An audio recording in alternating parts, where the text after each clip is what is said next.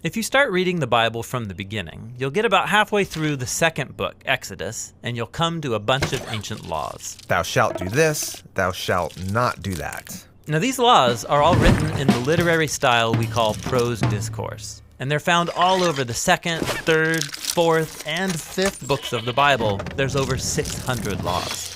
And since reading ancient law code isn't something you and your friends do a lot, odds are you're going to struggle. So, let's talk about how to read the law in the Bible. So the first thing to remember is that the Bible is not a behavior manual with a complete list of what to do and not to do to make God happy. Right, the Bible is an epic narrative. But in the story, God does tell people what to do. For sure. The story begins with God's plan to rule the world through humans who will trust him and live by his wisdom. And here we find the first divine command in the Bible. Don't eat from the tree of knowing good and evil, because the day you do, you'll die. But the humans take the authority to know and define good and evil for themselves, and it's not good. It leads to a world of violence and death, and they're exiled from the garden. Okay, so this was the first law in the Bible? Well, it's the first divine command, and it invites people to trust God and live by his wisdom. And so while it's not part of the laws given to Israel, it does foreshadow them because those too are invitations to trust God's wisdom. So when do the laws of Israel come? Okay, here's the story. Israel is enslaved in Egypt, so God saves them and then invites them into a covenant relationship, like a marriage. And the laws make up the terms of that covenant. And so do we get a catalog of all these laws that God gave Israel? Actually, no, we don't get all of the laws, only examples. And these have been strategically placed in between stories about how Israel keeps violating the laws. So I'm supposed to see that Israel's no different than the humans in the garden. They don't trust God or live by his wisdom. Right. And so it leads to another round of tragedy, violence, and death. And it ends in exile. And so while the laws are good and show God's wisdom, they also expose Israel's inability to be God's faithful partners. I'm following. But when I read the laws, I find a lot of strange stuff. Like not allowing clothing to be made of two different fabrics. Like how does that show God's wisdom? Okay, so it's important to realize that many of these laws are ancient ritual symbols that set Israel apart, that is, made them holy.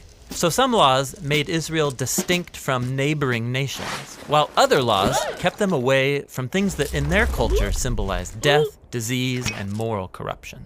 Okay, but what about all of the ritual killing of animals? Sacrifices were also ritual symbols that connected people to God. Since you, a mortal, can't ascend up to God's presence in the heavenly temple, a blameless animal that was offered could go up in your place, covering for your failures so you can know you're accepted by God.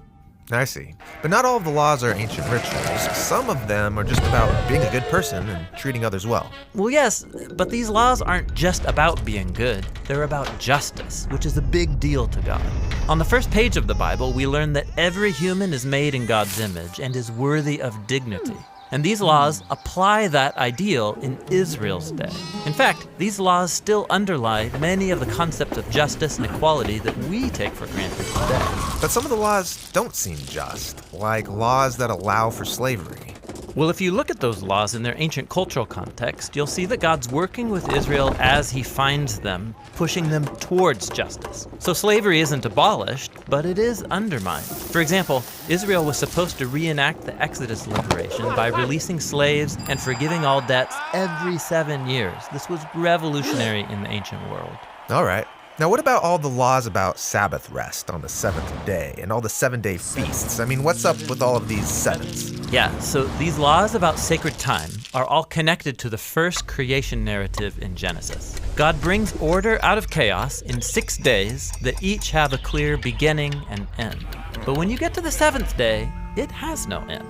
That's because it's pointing to the ideal of humans partnering with God in his rule and rest. All of these 7-day feasts are rituals that symbolize humanity's true purpose and future hope. Okay, so all of these laws given to Israel can fit into those basic categories. Yes, and each category expresses a core ideal of God's wisdom. And the laws show how those ideals should be applied in the culture of ancient Israel. But as the story makes clear, Israel failed at fulfilling the law over and over. How is God going to get humans to trust his wisdom?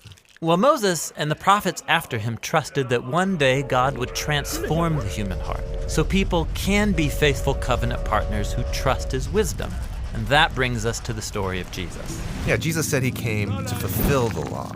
Right. He was the faithful covenant partner that Israel and all humanity was made to be, but has failed to be.